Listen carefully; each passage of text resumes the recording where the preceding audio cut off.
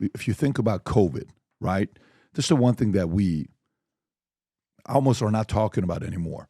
It seems like COVID was 15 years ago. Yeah. Thank God. Honestly, if you think about it, but it was only 4 years ago.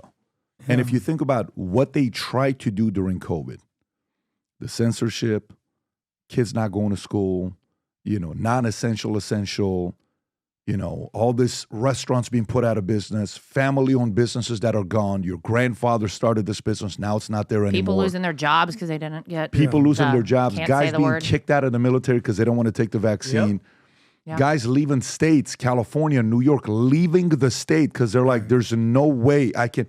And even with conservatives leaving New York still flipped 13% towards Trump in the last 4 years.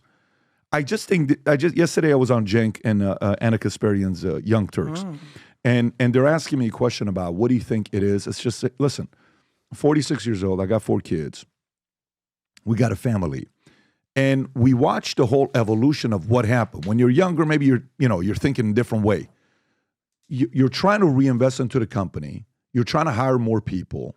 You're trying to, school to leave your kids alone. Like if you have certain decisions, the most basic common sense things that people care about seem to go purely conservative, and the left, the Obamas, the establishment tried to really bully during COVID.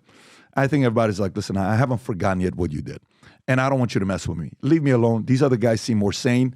Rogan comes on this side. Musk comes on this side.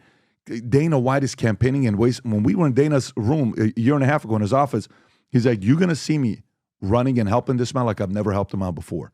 Watch what he did. He's on the stage with you guys, just saying what Trump has done. Tom, you're saying it's the economy. So Trump wins. Dow up, God knows how much. Crypto up. S&P up. 1.6 trillion wealth created. Do you think it's as simple as the economy? Yes, I do. And I think what simply happened, the word is freedom. And I think the markets are feeling freedom because, and I get very emotional about this, because I think these underlying tenets and platforms of our country are so important. And it's not about the money. What you're seeing is freedom. You're seeing markets saying, we're not going to be regulated, constricted, and legislated against. And you're seeing markets feeling that they're going to be free and they're going to be able to go conduct business and they're going to be able to grow. And that's what markets want to do. And it is the economy. We complicated it. When I say we, the Democrats and the complicit media, they complicated it. They turned what was a simple choice to make a life better tomorrow than it is today and a vote into somehow there's something wrong with you and you're the sexist, you're the racist, there's something wrong with you that you want to vote for freedom, prosperity, and something more tomorrow than you got today. And somehow that's bad.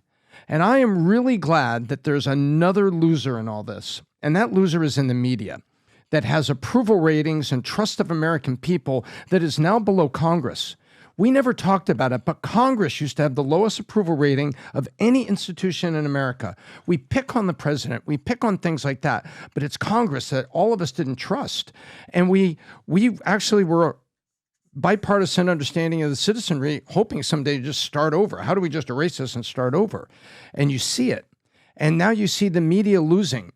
And they're losing their contracts because their business is down. Why is their business down? Because we don't trust you and we don't want to watch you and we're watching other things.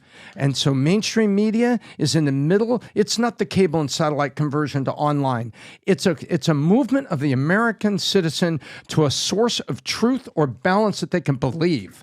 And it just happens to coincide with the technological wave going from cable to over the top, where we have the freedom to go anywhere and get it. May I respond to that? Tom, number one, Vinny, do me a favor. Give Tom a hug for me. I mean, I love you, Tom. I just, out of nowhere, Tom starts crying.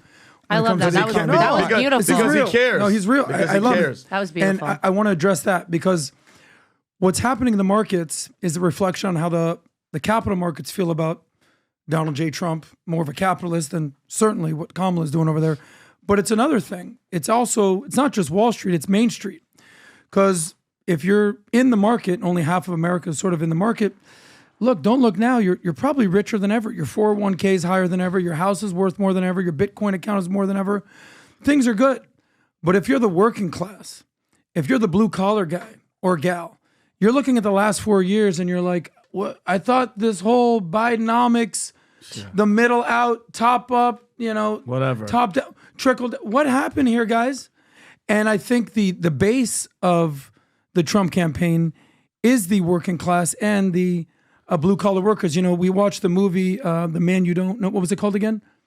The Man You Don't Know. The documentary. Yes, Yeah. exactly. Yeah. And they started using a term that we've heard before, and I'll say it again.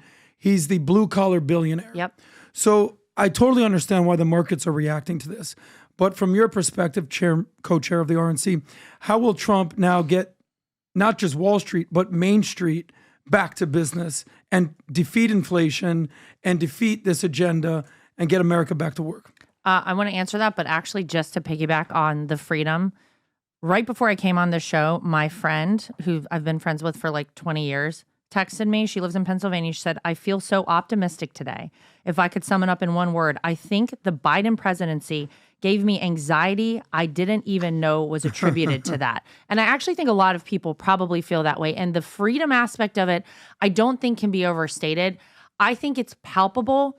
People are like, oh my God, thank God. We are not going to lose our country. We are going to close our borders. We are going to be the leader of the free world and the superpower of the world again. And I think a lot of people felt like if this election had gone the other way, we wouldn't have had that. But the economy is important. And Donald Trump has been very clear about the first thing that Joe Biden and Kamala Harris did when they took the White House. The first executive order was shutting down the Keystone XL pipeline.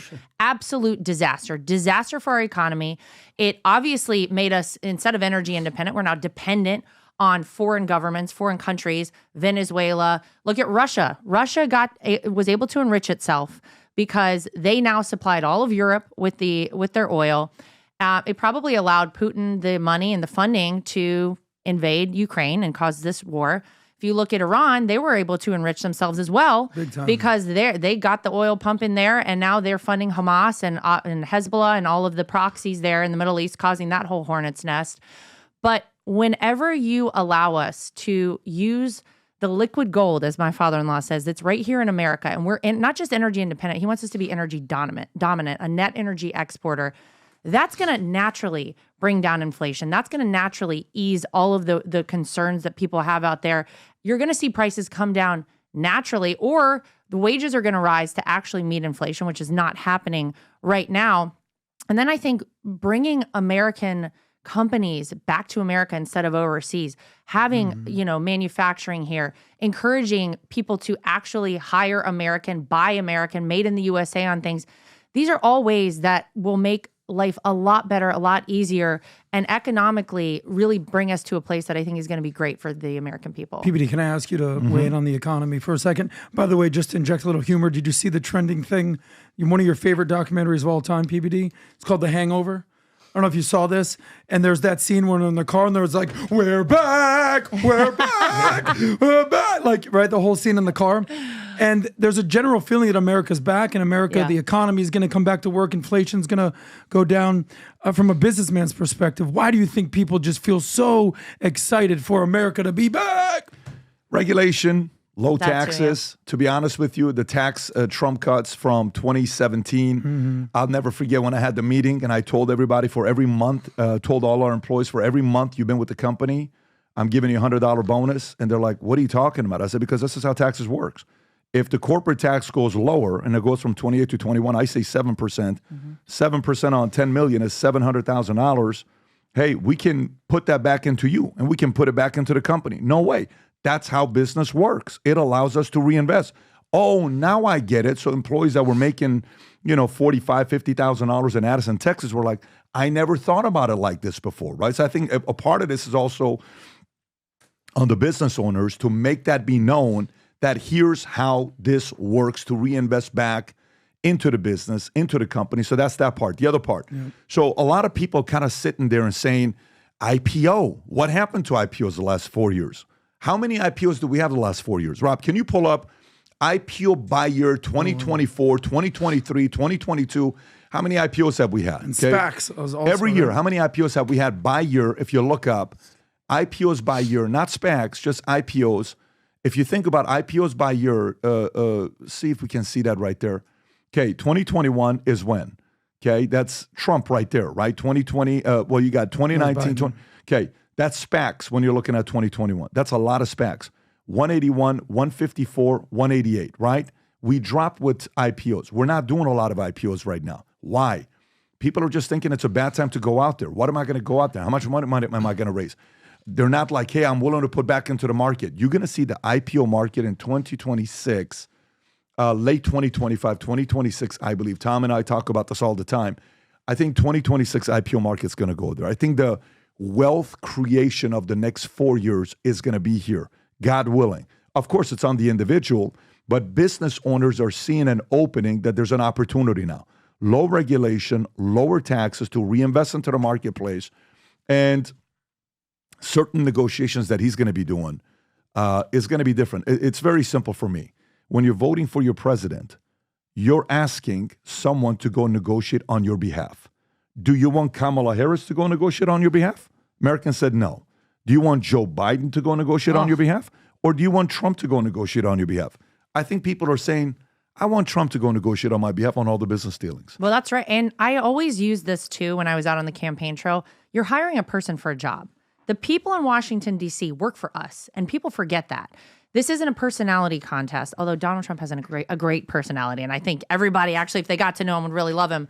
But you're hiring someone to go do a job. Yes, you're hiring them to negotiate on your behalf, and I think that is what people ultimately kind of came to in this whole election. They realize that it's bigger than, oh, I got to go with the person Hollywood tells me, like Lady Gaga told me, like Beyonce, Cardi B. Are you kidding me? One of the best decisions I ever made in my life was joining the U.S. Army. When I served the 101st Airborne Division Air Assault, the level of pride of America being the greatest country in the world went to the roof. If you are a veteran, or if you support veterans, you have family members, Veterans Day, we have brand spanking new gear for you to choose from, a whole plethora of options of what to choose from, with shirts that say we support armed veterans, I am an armed veteran, dog tags, shirts, hats, all of the different gears that we have. And for the first 250 people that place an order, you have the option of 12 to 15 brand spanking new mugs that we have. One says Angry Patriot, another one says BizDoc, another one has got the U.S. flag, another one has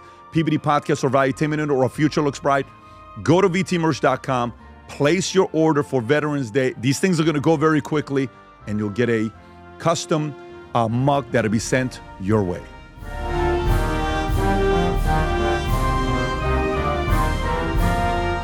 If you enjoyed this video, you want to watch more videos like this, click here. And if you want to watch the entire podcast, click here.